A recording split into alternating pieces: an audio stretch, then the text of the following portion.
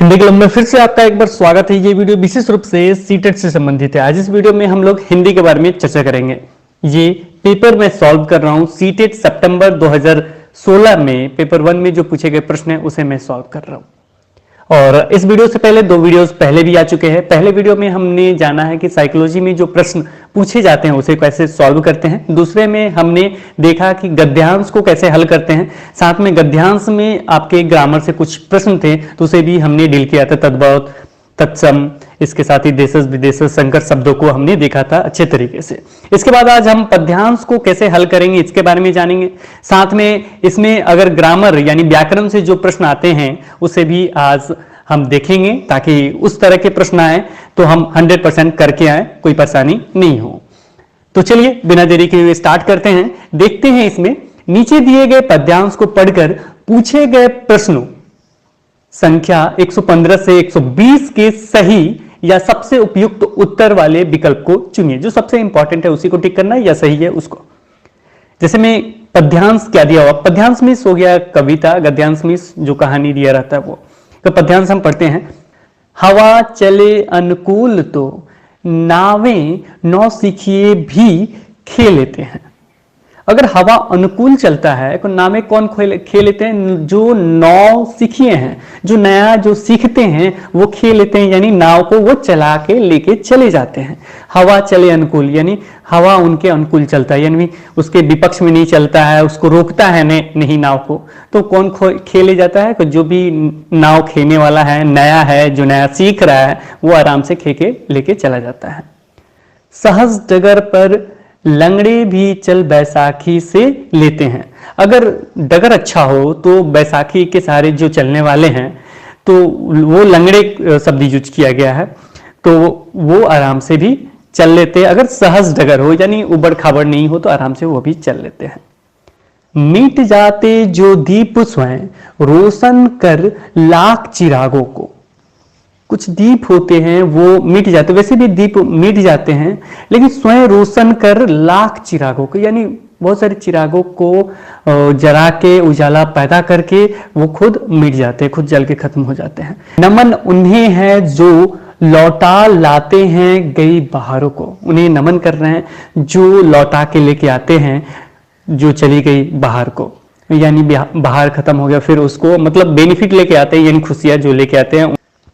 इसके बाद आगे है फैलाकर के हाथ किसी के सम्मुख झुकना आसान है, यानी आसान है। फैलाकर हाथ किसी के सम्मुख झुकना बहुत आसान है, यानी झुकते हैं किसी के सामने हाथ फैला के तो वो बहुत आसान है। बहती नदिया से पानी पी प्यास बुझा आसान है। बहती नदिया से, जो नदी बह रही है उससे प्यास बुझाना बहुत ही आसान है। नित्य खोद कर नए कुएं जो सबकी प्यास बुझाते हैं, मतलब रोज नया कुआं खोद करके सबकी जो प्यास बुझाते हैं वही लोग हैं जो सदियों तक जग में पूजे जाते हैं। जो सदियों तक जग में लोग पूजे जाते हैं वही लोग हैं। पूजे जाते हैं यानी उनका पूजा किया जाता है, उन्हें माना जाता है, उसे उन्हें सम्मान दिया जाता है। तो यही है। तो चलिए अब इससे संबंधित क्वेश्चन और आंसर देखते हैं। क्वेश्चन नंबर आपका 115। कभी उन्हें नमन कर रहा है जो लाखों दीपक जलाते हैं, लहरों पर नाव चला लेते हैं। तीसरा है सरल मार्गों पर चलते हैं। चौथा है दूसरों को प्रेरणा देकर मरते हैं। ऐसे मतलब देखिएगा तो आंसर आपके सामने है, जो दूसरों को प्रेरणा देकर मर जाते हैं तो यही तो होगा करेक्ट आंसर। उन्हीं को नमन करेंगे ना। किसी दूसरे का हाथ बटा के मर जाते, प्रेरणा देकर मर जाते कि तुम ऐसा करोगे तो ये बेनिफिट होगा। किसी को प्रेरणा दे रहे हैं, किसी को मोटिवेट कर रहे हैं कि आप ऐसे हो जाओगे तो ये आपके साथ बेनिफिट होगा, ये आपके साथ अच्छा होगा, आप ऐसे तैयारी करोगे तो आप सीटेट क्वालिफाई हो जाएगा।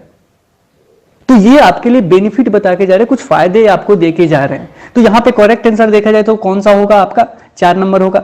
अगर कविता आप नहीं भी पढ़ते हैं और थोड़ा सा दिमाग लगाएंगे तो आंसर आपका ये हो जाएगा। वैसे देखा जाए तो आप कहेंगे सरल मार्गों पे चलते हैं, क्यों नहीं होगा? क्योंकि यहाँ पे देखिए किसकी बात की जा रही, सहज डगर पे लंगड़े भी बैसाखी। तो जो वहां पे लंगड़े हैं वो बैसाखी के सहारे चलते सहज पे, सहज डगर पे। तो ये कैसे हो सकता है? उन्हें नमन क्यों किया जा रहा है? नमन का यहाँ पे यूज हो रहा है। अब देख सकते हैं मिट जाते हैं जो दीप स्वयं रोशन कर लाख चिरागों को, नमन उन्हें है। देख रहे हैं, ये पूरा लाइन यहां तक आया नमन उन्हें, यानी जो मिट जाते हैं, दूसरे को प्रेरणा देकर मिटते हैं। इसका मतलब वही हुआ। आपको जनरल रूप से देखिएगा तो इसका मतलब ये हुआ कि दीप जो है स्वयं समाप्त हो जाते हैं बहुत सारे लाख चिरागों को, लेकिन इसका मतलब देखिएगा तो यही होगा कि दूसरे को प्रेरणा देकर कुछ लोग मर जाते हैं। जैसे दीपक जो होता है स्वयं जल के स्वयं रोशन होके समाप्त हो जाता है, वैसे ही कुछ लोग ऐसे भी होते हैं जो दूसरे को प्रेरणा देके खुद नष्ट हो जाते हैं, खुद मर जाते हैं। अर्थ इसका निकालना होता है, लेकिन बेसिक रूप से उतना अंदर तक नहीं जाना है, बस बाहरी टच कीजिएगा तो भी आपका सॉल्यूशन निकल जाएगा। आगे चलते हैं हम लोग, अगला क्वेश्चन देखते हैं। कविता में बैसाखी का भावार्थ है, यानी बैसाखी का मतलब क्या हुआ? बैसाखी, सहारा, सीढ़ी, एक फसल, एक महीना। एक महीना क्यों दिया है और एक फसल क्यों दिया है? क्योंकि ये बैसाख महीना होता है, उसी से संबंधित ये दोनों के दोनों काट देंगे, क्योंकि बैसाखी है और जो पैर से जिनको पैर में प्रॉब्लम है उनसे संबंधित ये प्रश्न है।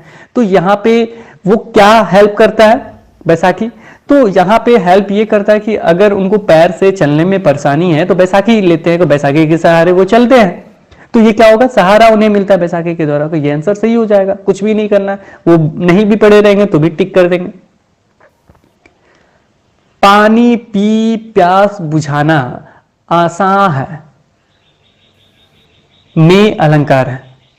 पानी पी प्यास, यहां पे ऑप्शन देखिएगा का मानवीकरण है, उपमा है, रूपक है, अनुप्रास है। अब यहां पे क्या ट्रिक अपनाए कि तुरंत आप पकड़ ले इसे, कौन सा आंसर होगा? ये अलंकार हम अभी थोड़ी देर में पढ़ाएंगे, टोटल क्वेश्चन कर लेंगे। तो यहां पे क्या ऐसा करे कि तुरंत पकड़ ले? तो इसका उपाय मैं अभी बता देता हूं। जैसे में आपने एक देखा होगा मूवी, डर मूवी आपने देखा है? डर मूवी में शाहरुख खान है ना और सनी है। तो शाहरुख खान क्या करता है, एक डायलॉग है जो बहुत ज्यादा फेमस है, क्या करता है वो? की की की की करता है ना, बस वही है इसमें। प प प प कर रहा है, प प प प कर रहा है। देखिए यहाँ पे देखिए, प है प है प है, यानी लगातार प कर रहा है। इसका मतलब क्या? वही क कर रहा है। तो कोई तो रीजन होगा जिसके कारण ये फेमस होने चाहता है। हम अलंकार पढ़ाएंगे तो क्यों अलंकार है इसके बारे में चर्चा करेंगे, लेकिन यहाँ पे देखिए ये प प प रट रहा है, जैसे क क क क रट रहा था और फेमस हो गया था। ये डायलॉग बहुत ज्यादा फेमस है, आज भी चलता है। की किरण जो कहता है वो शाहरुख खान, आज भी लोग कहते हैं। क्यों कहते हैं? अच्छा लगता है तभी तो कहते हैं। तो कुछ अच्छा लगने के लिए ये है। अब ये कौन सा है? अगर प प प आएगा या कोई भी अक्षर, कोई भी वर्ण बार बार आता है तो उसे हम क्या कहते हैं? तो उसे हम अनुप्रास अलंकार कहते हैं। क्या कहते हैं? अनुप्रास। यानी कोई भी आपका वर्ण अनु हो, यानी एक दूसरे के पीछे चलता हुआ रहे, यानी एक बार आया, दोबारा आया, तिबारा आया, चौथा बार आया, तो समझिएगा अनुप्रास है, यानी पीछे चल रहा है, एक को लेकर हो रहा है वो बार बार, तो वो क्या होगा? अनुप्रास। तो ये जब भी आएगा तो समझिएगा क्या होगा? अनुप्रास। यहां मानवीकरण है, उपमा है, रूपक है। चलिए थोड़ा सा चर्चा कर ही लेते हैं। देखिए उपमा जब भी आए, जब भी उपमा आए तो उसमें स शब्द जरूर आएगा। क्या आएगा? स शब्द जरूर आएगा। समझिएगा का उपमा है, आधा स, पूरा स, ये जरूर आएगा, स से संबंधित जरूर होता है, तो वो हो जाएगा आपका उपमा। अब आते हैं रूपक। रूपक थोड़ा सा अलग होता है, लेकिन कभी कभी इसमें होता क्या है, योजक चिन्ह का इसमें प्रयोग होता है रूपक में। तो योजक चिन्ह जब दिखे आपको तो समझ जाइएगा वो क्या है, कौन सा अलंकार है? रूपक है। ये तीनों समझ गए। अब आते हैं मानवीकरण। मानवीकरण ऐसे दे दिया है, ये हमेशा एग्जाम में नहीं पूछा जाता है। मानवीकरण मतलब किसी भी चीज का मानो जैसे बारे में बताना, मानो जैसे मतलब किसी भी निर्जीव चाहे किसी भी चीज का मानो जैसे वर्णन करना, वो मानवीकरण होता है। बस यही है आपका ये अलंकार। अब चल दिए आगे चलते हैं हम लोग और इसमें देखते हैं क्वेश्चन नंबर 118। समाज उन्हें सदा सम्मानित करता है जो अपने कामों से सबका हित करते हैं, सदियों तक पूजे जाते हैं, नित्य नए कुएं खोदते हैं, प्यासे को पानी पिलाते हैं। अगर इसका करेक्ट आंसर देखा जाए तो देखिए यहाँ पे नॉर्मली आप इसको छोड़ दीजिए, ठीक है, इसको छोड़ देते हैं। यहां पे देखिए समाज उन्हें सदा सम्मानित करता है जो अपने कामों से सबका हित करते हैं, यानी कुछ ऐसा अच्छा काम करते हैं जिससे सबका हित हो। सबसे इंपॉर्टेंट अगर देखा जाए तो क्या हो जाएगा? अपने कामों से सबका हित करते हैं तो समाज उन्हें सदा सम्मानित करता है। यहाँ पे एक और चीज देखिएगा, प्यासे को पानी पिलाते हैं। तो प्यास से कुछ ही लोग होंगे, उन्हें पानी पिलाते हैं। लेकिन ऐसा कोई इंसान जो सबका हित करता है, सबका, यानी जो प्यासा है उसका सारी चीजों का हित करेगा, तो पूरा समाज उन्हें सम्मानित करेगा ना, तो बस उसी को टिक कर देना। इसके बाद अगला क्वेश्चन देखते हैं, 119 नंबर क्वेश्चन। कवि के अनुसार उनका जीवन आसान नहीं है जो बैसाखी के सहारे चलते हैं। यहाँ को दिखाया गया समान है, वहां पे आराम से चले जाएंगे। परिश्रम से बीती बहारों को लौटा लेते हैं इनका, या स्वयं अपने लिए साधन जुटाते हैं। तो देखिए ये तो अपने लिए काम कर रहे हैं, तो ये तो कभी होगा ही नहीं। लोगों के सामने हाथ फैलाते हैं, ये भी कभी नहीं होगा। ये तो आसान है, ये दोनों आपके ऑप्शन में दिए हैं। लेकिन एक चीज है, परिश्रम से बीती बहारों को लौटा लाते हैं, ये जीवन आसान नहीं है, क्योंकि परिश्रम करते हैं और जो भी बीती बहार है उसे वापस लेके आते हैं। तो 119 का आंसर 2 सही होगा। इसके बाद अगले क्वेश्चन पे चलते हैं। अगला क्वेश्चन है 120, नौसिखिया है। तो नौसिखिया क्या है? नए विषय को पढ़ने वाला, नया सिखाने वाला, नया सीखने वाला, या नौ विषय जानने वाला। तो यहाँ पे करेक्ट आंसर देखिए, नौसिखिया मतलब नया सीखने वाला, नया काम जो करने वाला है वो। सिखाने वाला नहीं होगा, नौसिखिया मतलब नया सीखने वाला। तो इसका करेक्ट आंसर क्या होगा? 3 नंबर होगा। साथ में अगर आपको इस तरह के ऑप्शन मिले तो काटिएगा कैसे? तो देखिए सिखाने और सीखने एक जैसे लग रहे हैं, तो दोनों को यहां पहले काट दीजिए, ये दोनों कट गए। अब ये दोनों एक जैसे ऑप्शन है, तो नया सिखाने वाला, नया सीखने वाला, इन्हीं में से दोनों होगा। दोनों एक दूसरे के विपरीत है, ये मैंने शॉर्ट ट्रिक्स में बताया आपको, दोनों एक दूसरे के विपरीत है। तो इसमें करेक्ट आंसर क्या होगा? नया सीखने वाला। समझ में आया? तो ये थे आपके टोटल सॉल्यूशन पेपर 1 के सीटेट आपका सितंबर 2016 में पूछे गए प्रश्न। और इसके साथ आप अगर पेपर 2 की भी तैयारी कर रहे हैं, उनके लिए भी ये फायदेमंद था कि कैसे इसे हल करते हैं, क्या सोच के करना, किस तरीके से आपको सोचना है। इसके साथ ही ग्रामर में मैंने आपको अनुप्रास, रूपक और उपमा थोड़ा बहुत बता दिया। चलिए हम एक बार अलंकार देख ही लेते, थोड़ा सा देख लेंगे, कम से कम कुछ और जान लेते हैं, जो इंपॉर्टेंट है उसे देख लेते हैं। उसके बाद हम कोशिश करेंगे कि थोड़ा संधि भी देख लें। थोड़ा वीडियो लंबा होगा लेकिन आप देखिए उसे, क्योंकि बहुत इंपॉर्टेंट है आपको सीटेट क्रैक करना। तो संधि भी देख लेते हैं। इसके साथ ही समास पे भी एक नजर डाल लेंगे कि समास क्या होता है। सारी चीज हम आज वीडियो में देख ही लेते हैं। तो चलिए सबसे पहले देखते हैं क्या अलंकार। चलिए स्टार्ट करते हैं। अलंकार में भी ये आपको अच्छे तरीके से नहीं दिखे, लेकिन जो लिखा गया वो मैं आपको नहीं पढ़ा रहा हूं, कुछ एक्स्ट्रा पढ़ा रहा हूं, इसलिए आप केवल सुनिएगा और कॉपी पेन लिए हैं तो उसे नोट कीजिएगा। चलिए बात करते हैं अलंकार। आखिर अलंकार क्यों, आखिर अलंकार आया तो क्यों आया और इसके कितने रूप है, सारी चीज की चर्चा करेंगे। देखिए इसे 2 भागों में बांट दिया गया, एक शब्दालंकार, एक अर्थालंकार। नाम कैसे याद होगा? देखिए शब्दालंकार यानी जिसमें शब्दों के बारे में देखा जाए, जो शब्द जो होते हैं रिपीट करने वाले हैं। जैसे मैं शब्द कैसे मिला, की किरण मिला, ये शब्द क्या हो रहा है? रिपीट हो रहा है। तो इस अनुसार यानी अच्छे तरीके से शब्दों को प्रस्तुत करके आपके सामने लाया गया, वो सुंदर लगे आपको। जैसे कविताएं कुछ होती हैं, कविताएं हम कैसे पढ़ लेते हैं और कहानी पढ़ने में थोड़ा लेट लगता है, लेकिन कविताएं एक लय में हम पढ़ सकते हैं। कैसे होता है? ये अलंकार के द्वारा हो सकता है। उसे अच्छे तरीके से प्रस्तुत करना, मतलब एक तरह से उस पे होता है ना, जैसे लड़की है उसे सजना है तो क्या गहना वगैरह चाहिए, वही तो है ये अलंकार। यानी उसको सजा देना, उसको दिखा देना कि बहुत सुंदर हो। जो मैंने कविता लिखा है बहुत ही सुंदर है, इसके लिए उसे सजना होता है। तो सजाते किससे हैं? अलंकार से हम सजा सकते हैं। तो इसे 2 तरीके से सजाया जाता है। एक तो शब्दालंकार, शब्दालंकार हम लोगों के लिए यानी शब्द देख के तुरंत पकड़ ले। अर्थालंकार जो डीपली उसके बारे में जानते हैं, यानी डीपली अंदर जाते हैं, उसका अर्थ निकाल के दिमाग में लगाते हैं, फिर उसको बताते हैं, वो होता है आपका अर्थालंकार। तो ये 2 तरीके होंगे। शब्दालंकार जो बोलने में बहुत ही मजा आएगा, एक ही शब्द बार बार रिपीट हो जाएगा, तो ये क्या हो जाएगा आपका शब्दालंकार। इसमें पहला है अनुप्रास अलंकार। इसको देखते ही थोड़ा सा लगेगा कि अनुमिस पीछे ये सब क्या लिखा है। मैं इसका शॉर्ट ट्रिक्स बता देता हूं ताकि आप देखते ही पहचान जाए। अनुमिस क्या? एक वर्ण, यानी कोई एक वर्ण, कोई एक लेटर बार बार रिपीट होगा, वो होगा। जैसे मैं अनुप्रास अलंकार का एग्जाम्पल भी देख चुके थे, जिसमें प बार बार रिपीट हो रहा था। यहां पे भी देखिए एग्जाम्पल में तरनी है, तनुजा है, तट है, तमाल है। यहां देख रहे सब में त है, देख रहे हैं। बस इसको देखिए रिपीट हो रहा है, यानी क्या है? अनुप्रास है, यानी वो क्या कर रहा है? रिपीट कर रहा है। अनु यानी पीछे लेके, एक ही चीज को लेके ढो रहा है। ढो रहा है मतलब अनुप्रास है, यहां पे देख रहे हैं। नहीं याद आएगा तो अनुप्रास मतलब डरमुभी किरण, डरमुभी किरण, याद हो गया, अनुप्रास मतलब डरमुभी किरण। चलिए अब मेरे ख्याल से आप नहीं भूलेंगे क्योंकि मूवी बहुत तेजी से जाकर चिपकता है लोगों के मन में। इसके बाद अगला है श्लेष अलंकार। श्लेष मीन्स होता है चिपका हुआ, यानी जो चीज उसके साथ चिपके हुए हो। और यहां पे एक चीज मैं आपको बता देता हूं, जैसे यहां पे दिया है पानी गए न उबैर मोती मानस चुन, यहां पे देख रहे हैं ये 3 जो है और एक पानी है, यानी पहले वाले में एक होगा और उसके बाद जब लास्ट में आएगा तो यहां पे 3 मिल रहे हैं। ये देखिएगा लास्ट में 2 या 3 होंगे यहां पे। जब भी इस तरह के मिले आपको वाक्य तो समझ जाइएगा श्लेष है, यानी चिपके हुए हैं। एक के साथ 3 चिपका हुआ देख रहे हैं यहां पे, ये शॉर्ट ट्रिक्स में बता रहा हूं। ये एक के साथ कितने हैं, 3 चिपके हुए। तो जब भी इस तरह के मिले मोती मानस चून, अधिकतर तो यही सब आता ही है, तो जब भी ये मिले तो समझ जाइएगा क्या है, ये श्लेष अलंकार है। और इसके बारे में डीपली चाहिए तो आप जा सकते हैं, लेकिन सीटेट के लिए तो इतना काफी है। इसके बाद चलते हैं यमक अलंकार। ये भी शब्द से संबंधित है, तो शब्द इसका देखेंगे तो शब्द होता क्या है, इसमें एक ही शब्द 2 बार मिलेगा।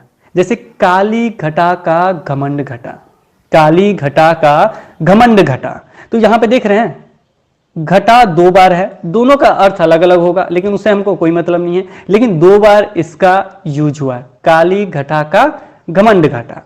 एक बार और देखिए, एक बेर खाती थी वो एक बेर खाती थी, यानी एक बैर जो होता है फल, उसे एक बार वो खाती थी।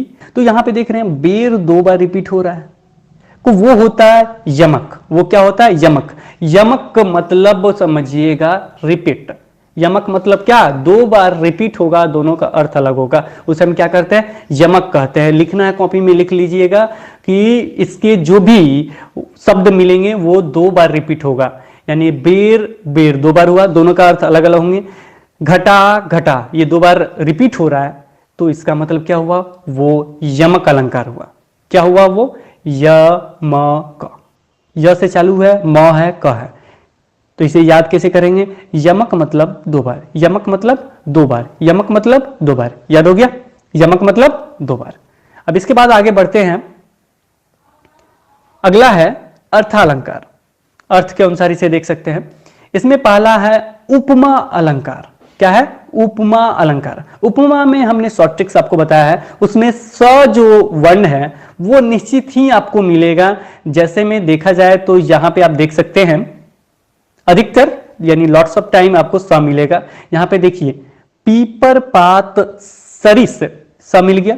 इसका एक और एग्जांपल है यहां पे, सब में भय विस्मय, तो यहां पे सब मिला, 2 जगह सब मिला, यानी जब भी स मिले तो समझिएगा सी स सा, जब भी मिले तो समझ जाइएगा क्या है, वो आपका कौन सा होगा, तो ये हो जाएगा आपका उपमा। अभी हम लोग देख रहे थे उपमा। इसके बाद आगे चलते हैं, ये है रूपक। रूपक को कैसे पहचानेंगे, तो रूपक अधिकतर देखिएगा को ये माइनस वाला जो चिन्ह होता है, योजक चिन्ह, ये मिल जाएगा, यानी 2 को जोड़ता है।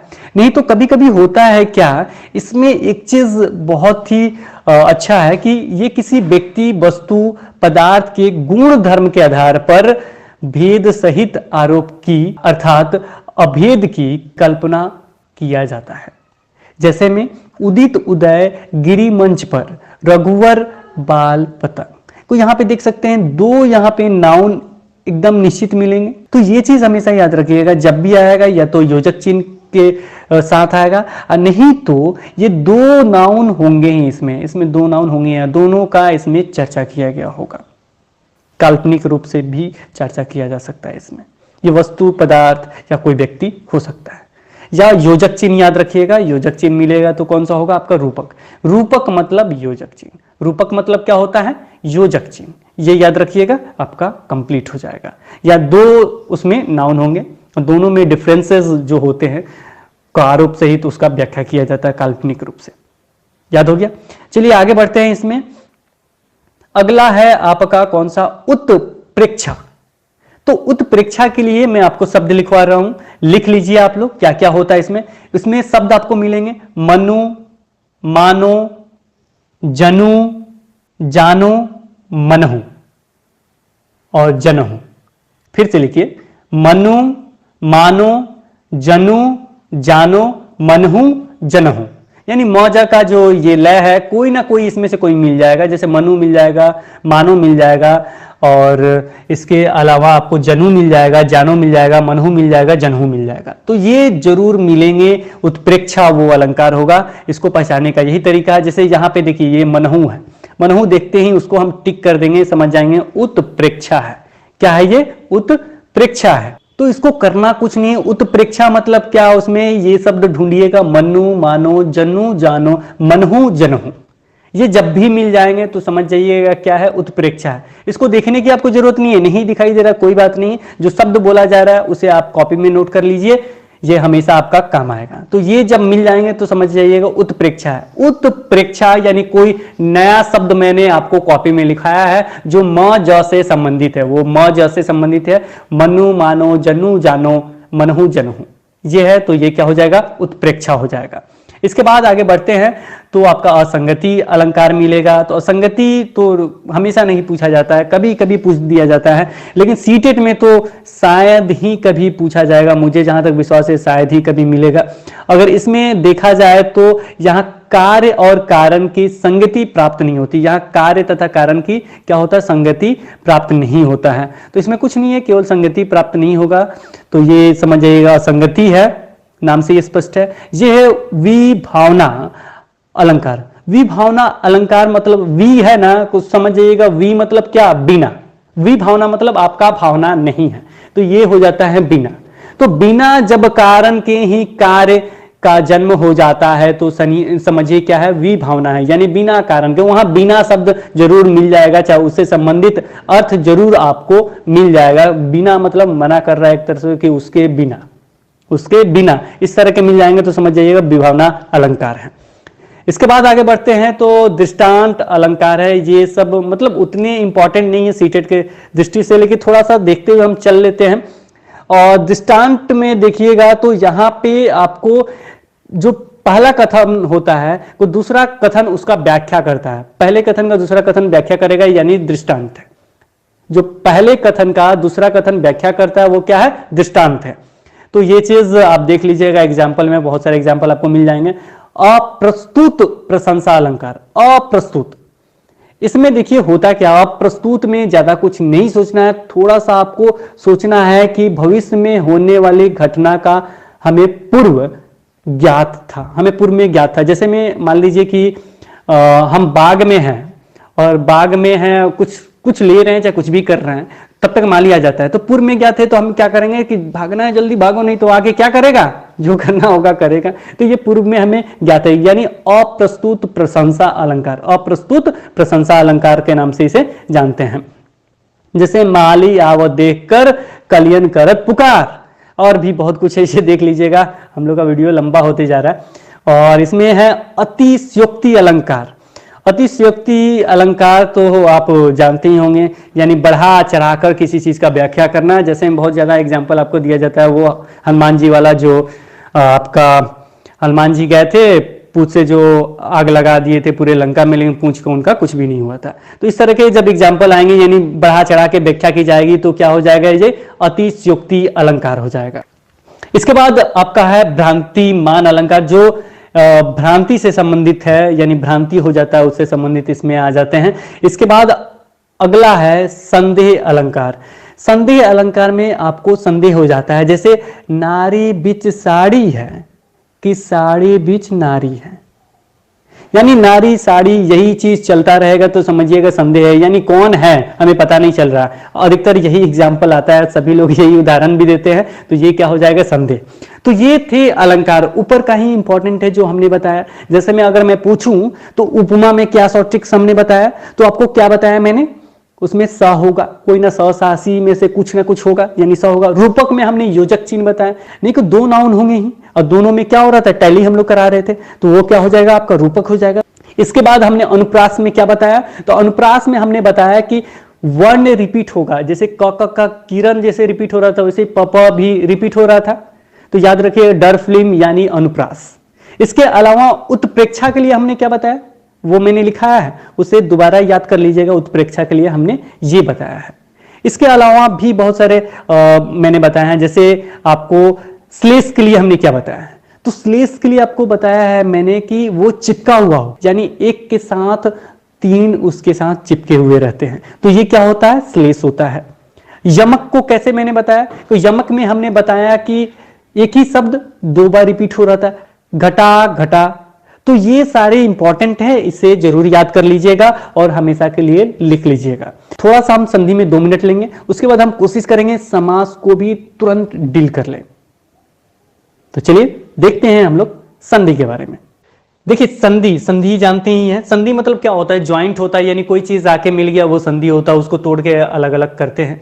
कोई इसमें एक और शब्द होता है, इसमें विकार या बदलाव होता है, यानी दो वर्णों के मिलने से उनके स्वरूप में जो विकार या बदलाव होता है उसे क्या कहते हैं हम लोग? संधि कहते हैं। यानी इसमें वर्ण का गेम है, यानी इसमें जो भी खेल होंगे, यानी जो भी इसमें बताया जाएगा सब वर्ण पे आधारित है, तो वर्ण आपको देखना होगा। चलिए इसमें देखते हैं क्या क्या वर्ण का गेम है। अगर देखा जाए तो संधि 3 प्रकार के होते हैं। आपका स्वर संधि होता है, व्यंजन संधि होता है, विसर्ग संधि होता है। विसर्ग मतलब क्या होता है? 2 बिंदु होता है वो विसर्ग हो जाता है। व्यंजन मीन्स क्या होता है? व्यंजन संधि में क्या होता है? क ख ग जो होते हैं वो सारे व्यंजन है आपके। व्यंजन क्यों होते हैं? स्वर क्या होता है ये भी मैं बता देता हूं। अ आ ई जितने हैं अ तक वो आपके स्वर हैं, और व्यंजन क्या है? क ख ग जितने हैं वो सारे व्यंजन है। विसर्ग में क्या होता है? 2 बिंदु होता है, जैसे ह लिखते हैं ना संस्कृत में 2 बिंदु, एक यहाँ बिंदु एक यहाँ बिंदु, तो ये विसर्ग होते हैं। जब उसको तोड़िएगा तो उसमें विसर्ग आ जाएगा, तो वो समझिएगा विसर्ग संधि है। अगर किसी को भी तोड़ते हैं, अगर वो व्यंजन आ जाता है, यानी क ख ग में से कुछ आ जाता है, वो आपका व्यंजन संधि है। अब हम बात करते हैं स्वर संधि के बारे में। और स्वर संधि बहुत इंपॉर्टेंट है, क्योंकि एग्जामिनेशन हॉल में सीटेट में खास करके स्वर संधि से ही प्रश्न आते हैं।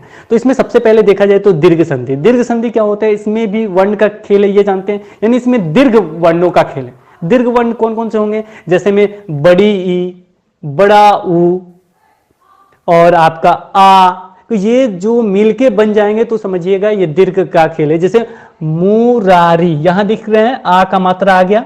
यहाँ हिमालय, यहां देख रहे हैं आ का मात्रा आ गया। विद्यार्थी, यहां देख रहे हैं आ का मात्रा आ गया। दयानंद, यहां देख रहे हैं आ का मात्रा आ गया। यहाँ रविंद्र, यहां देख रहे हैं बड़ी का मात्रा आ गया। यहां देखिए सचिंद्र, यहां देख रहे बड़ी का मात्रा आ गया।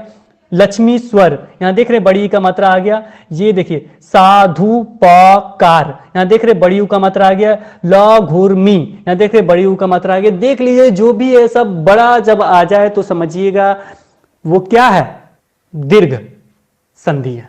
1-2 अपवाद हो सकते हैं। इसके बाद बात करते हैं हम लोग गुण संधि को। गुण संधि भी आसानी से आप कर सकते हैं। कैसे करेंगे? इसमें एकमत चेक कीजिएगा, यानी ऊपर जो है ना, ऊपर देख रहे हैं ये निकला हुआ सू रे र में ऊपर जो निकला हुआ इसको एकमत कहते हैं, ये मिलेगा। या को जो होता है जैसे सूर्योदय, ये देख रहे हैं ऊपर भी एक नीचे भी एक, तो ये चीज मिलेगा। अगर पवन ऊर्जा एक अपवाद है लेकिन इसी में आएगा, तो यहां पे तोड़ के देखेंगे तो ये आपको मिल जाएगा। तो यहां पे 1-2 आएंगे जो अपवाद के रूप में, नहीं कि रेस्ट गुण संधि में ऊपर वाला देख के टिक कर दीजिएगा। सीटेट में ऊपर वाला आ जाता है, बस देख के टिक करना होता है, यानी गुण संधि। अधिकतर गुण की बात की जाती है अगर इसे विशेष रूप से देखा जाए तो। यहाँ पे देख सकते हैं क्या क्या करके बनाया जाता है, लेकिन हमें उससे कोई मतलब नहीं है। सीटेट के लिए हम पढ़ रहे हैं, शॉर्ट ट्रिक्स काफी है। इसके बाद आगे बढ़ते हैं हम लोग, और इसमें देखते हैं आपका क्या है? वृद्धि संधि। तो वृद्धि संधि में आपको 2 मिलेंगे, एक के बाद क्या हुआ? डबल हो गया। ऊपर में डबल मिलेगा, ऊपर में डबल मिलेगा, ऊपर में डबल मिलेगा, ऊपर में डबल मिलेगा। जहां डबल ऊपर में मिला, एक नीचे भी मिल सकता है, लेकिन डबल ऊपर देखेंगे डबल एकमत। डबल एकमत मतलब क्या? 2 ऊपर में, देख रहे हैं 2 ऊपर में है, 2 ऊपर में है, 2 ऊपर में है, 2 ऊपर में है, 2 ऊपर में है, तो ये क्या होगा? आपका वृद्धि हो गया। यानी एक था तो वो गुण था, 2 ठो ऊपर में हम दे दिए आपको, तो वो क्या हो गया? वृद्धि हो गया। कॉपी में लिख लीजिएगा, 2 ठो ऊपर रहेगा यानी वो वृद्धि हो गया। 1 ठो ऊपर रहेगा यानी आपका क्या होगा? गुण हो गया। गुण में थोड़ा सा अपवाद रहेगा, जैसे देव ऋषि हुआ, तो देव में तो 1 है, लेकिन कुछ अपवाद आपको मिलेंगे जो एक्स्ट्रा मैंने बताया था। और इसमें आगे देखा जाए तो ये है यण संधि। यण संधि तो और आसान है। अब यण संधि कैसे याद करेंगे? ये भी पूछने वाली बात है, चलिए याद कराते हैं। देखिए यहां पे कुछ ना कुछ जाके ज्वाइंट होगा, एक कोई ना कोई वर्ण इसमें आधा जरूर होगा। यहां देखिए य द य पी, य द य पी, यहां 2 चीज आके ज्वाइंट हो रहा है। तो यहां ज्वाइंट हो रहा है व आधा, त ध स आधा, ध, और यहां पे ये भी ध, अब जहां देखिएगा कुछ ना कुछ जाके ज्वाइंट हो रहा है, यहां पित्राज्ञा P3 है, ये जाके इसमें ज्वाइंट हो गया कि त्र बन गया। आपको मैंने पढ़ाया था इससे पहले कि त्र वगैरह जो होते हैं वो किसके शब्द हैं, तो आप बताएंगे तत्सम के शब्द है, ये बताया था मैंने, संस्कृत के शब्द है। तो यहां पे आके त्र बन गया, यानी कुछ ना कुछ जाके वहां ज्वाइंट हुआ, जिसके कारण क्या बना, वो जुट के पित्राज्ञा बना। तो ये चीज जब भी कुछ आके ज्वाइंट हो जाए, खास करके वो किसमें ज्वाइंट होता है, य में व में ये ज्वाइंट होते हैं। जहां भी देखिएगा व य में ये जाके ज्वाइंट हो रहे हैं, देखिए यहां व है, यहां देखिए व है, यहां देखिए व है, यहां य है, कि य व में ये जाके ज्वाइंट हो रहे हैं, तो समझिएगा क्या है, यण संधि है। समझ में आ गया, यण मतलब य में चाहे व में द के पकड़ के ठूस दिया है, यानी वो ज्वाइंट है, यानी यण संधि है। अयादि संधि एक विशेष रूप से संधि होता है, ये 3 अक्षर के अधिकतर मिलते हैं आपको, नयन, गायक, भवन, पावन, पवित्र, नाविक, बस यही तो है आपका संधि, और कुछ याद नहीं करना है। व्यंजन संधि आप एक बार देख लीजिएगा, पीडीएफ आपको दे दूंगा, कुछ नहीं होता है, व्यंजन आके मिलते हैं। व्यंजन आपके कौन होते हैं, क ख ग अंग च च, ये आके मिल जाएंगे, तो क्या होगा, आपका व्यंजन संधि होगा। चलिए इसमें आगे चलते हैं। समास मतलब क्या होता है, संक्षेपीकरण। ये क्या होता है, संक्षेपीकरण, यानी कोई भी चीज, जैसे वो था कि दो को ज्वाइंट कर दिया था, ये संक्षेप कर देता है, ये शब्दों को आपस में मिलाते हैं, वो वर्णों को आपस में मिलाता था, ये क्या कर रहा है, शब्दों को आपस में मिलाकर संक्षेप कर देता है, उसे हम क्या कहेंगे, समास कहेंगे। समास आके कोई मिल जाए और मिलने के बाद उसमें कुछ संक्षेप कर दें, तो वो क्या हो जाएगा, आपका समास हो जाएगा। समास में चलिए देखते हैं कौन कौन से समास हैं। तो यहां पे सबसे पहले आता है आपका अव्ययी भाव समास। इसका शॉर्ट ट्रिक्स लिख लीजिए, मैं लिखा देता हूं। इसमें उपसर्ग लगे होते हैं, कौन कौन से उपसर्ग मिलेंगे आपको, तो लिखिए अ, आ, अनु, प्रति, हर, भर, नी, निर, यथा, यावत। ये जब मिल जाएंगे तो समझिएगा कौन सा होगा, ये आपका अव्ययी भाव होगा। अब पूछेंगे सर उपसर्ग क्या होता है, उपसर्ग यानी जो पहले लगता है, यानी जो शब्दों के पहले स्टार्टिंग में लगता है, वो क्या हो जाएगा, उपसर्ग होगा। जैसे मैंने बोला था यथा, को यथाक्रम आके मिल गया, आ जन्म, आ लग गया, प्रतिदिन, प्रतिदिन मैंने बोला था, तो प्रति क्या हो जाएगा, उपसर्ग हो गया। बेशक, भरपेट को आपको मैं फिर से लिखा रहा हूं, लिखिए अ कमा दीजिए, आ कमा दीजिए, अनु कमा दीजिए, प्रति कमा दीजिए, हर कमा दीजिए, भर कमा दीजिए, नी कमा दीजिए, निर कमा दीजिए, यथा कमा दीजिए, यावत। तो ये जब चीज मिल जाएंगे तो आपको क्या होगा, अव्ययी भाव समास होगा। इसके साथ ही मैं बता दूं, इसमें एक और होता है, किसी जो शब्द होते हैं 2 बार आते हैं ना, तो वो भी आपका किस में चला जाता है, अव्ययी भाव में। जैसे कभी कभी आ जाएगा तो क्या हो जाएगा, आपका अव्ययी भाव समास होगा। बेशक भी याद रखिएगा, बिना शक ये भी आता है, तो बे भी लिख लीजिए, बेशक, तो बिना शक का। तो ये सारे जब वर्ड आएंगे तो आपका क्या हो जाएगा, अव्ययी भाव समास हो जाएगा।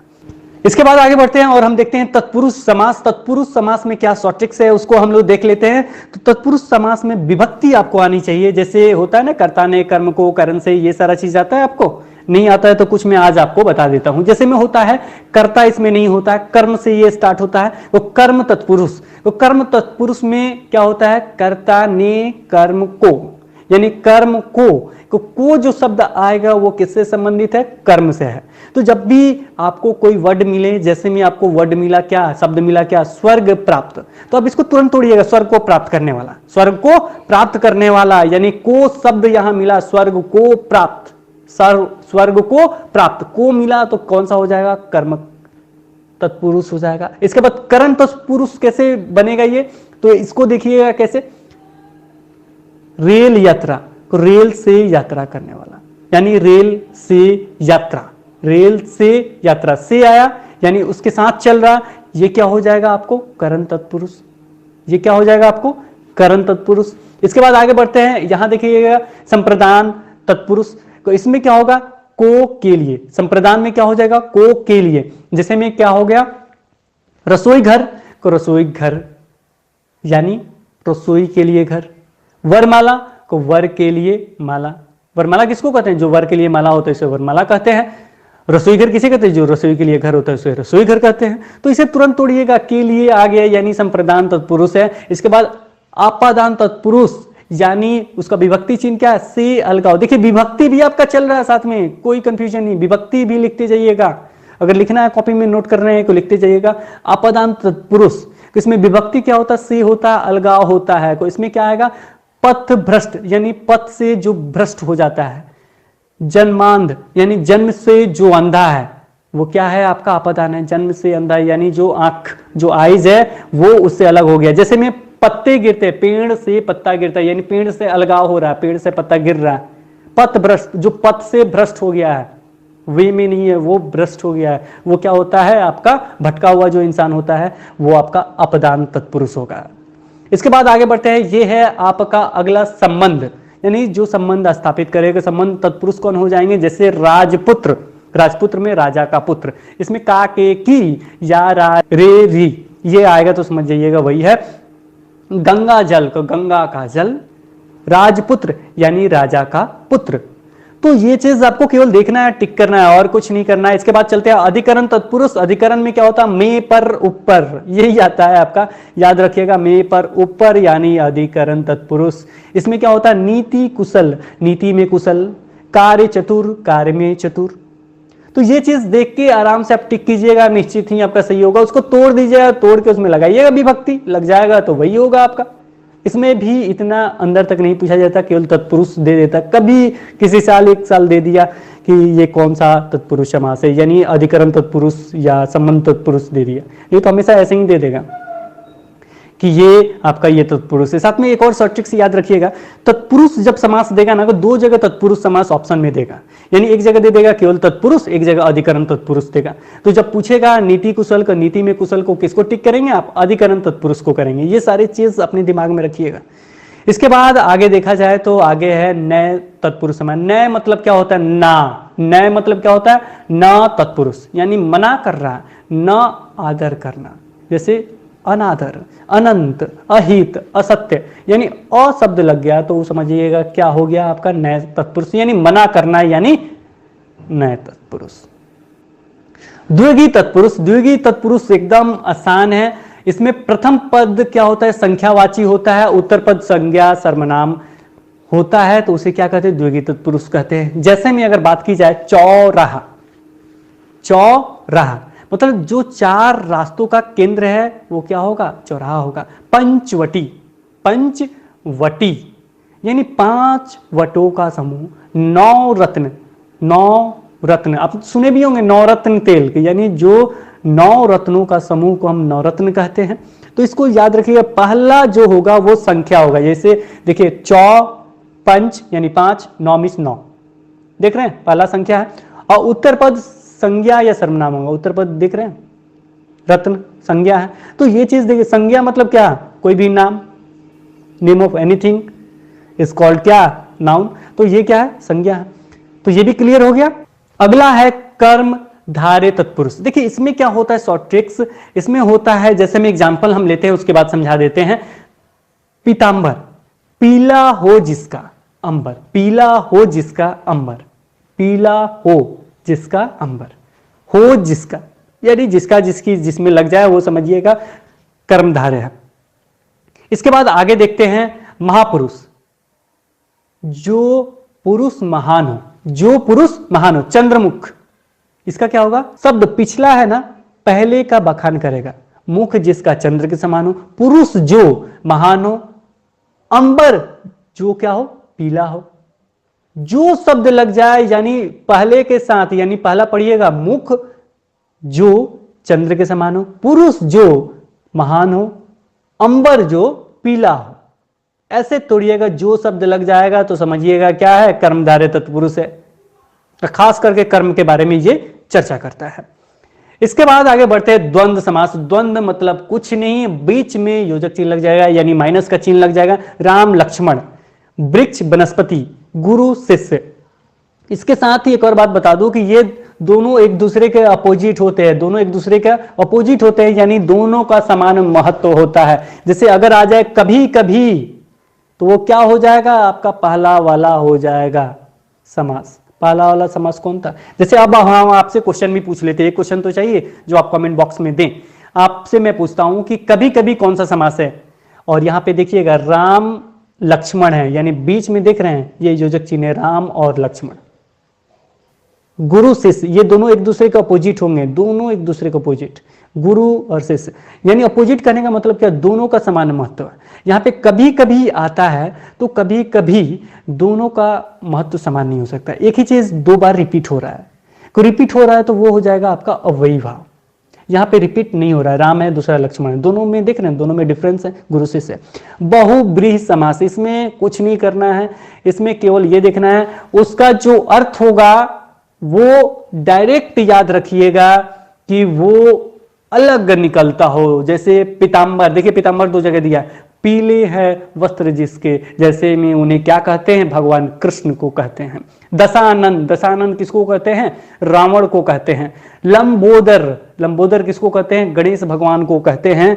तो ये सारी चीज क्या है, आपके नए अर्थ हैं, यानी नया कोई चीज इसमें से निकल के आता है।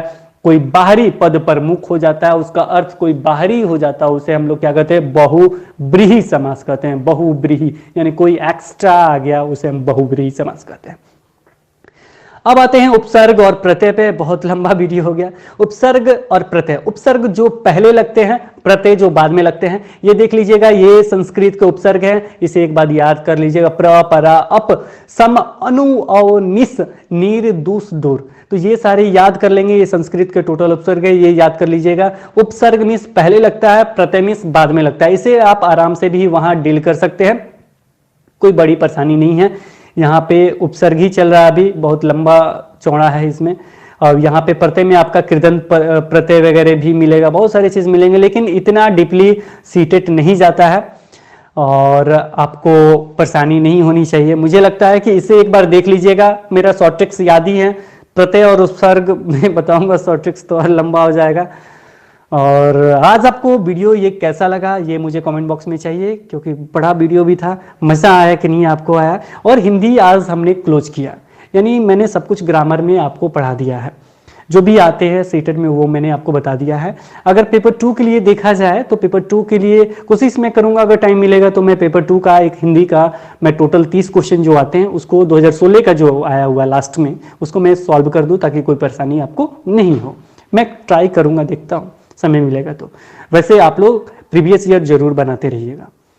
मेरी तरफ से आपको बहुत बहुत धन्यवाद कि पूरा वीडियो आपने देखा।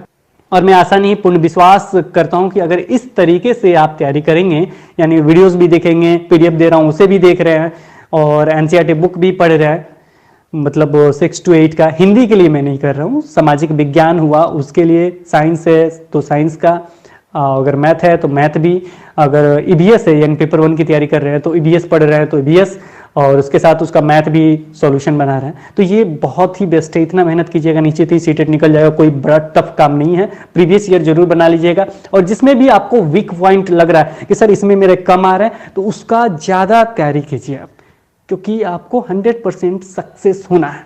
Okay, thanks for watching this video. फिर मिलेंगे नए वीडियो के साथ, तब तक के लिए बाय बाय।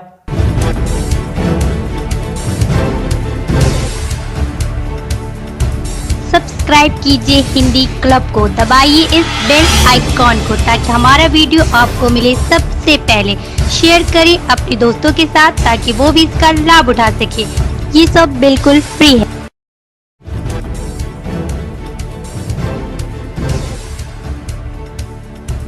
सब्सक्राइब कीजिए हिंदी क्लब को, दबाइए इस बेल आइकॉन को ताकि हमारा वीडियो आपको मिले सबसे पहले।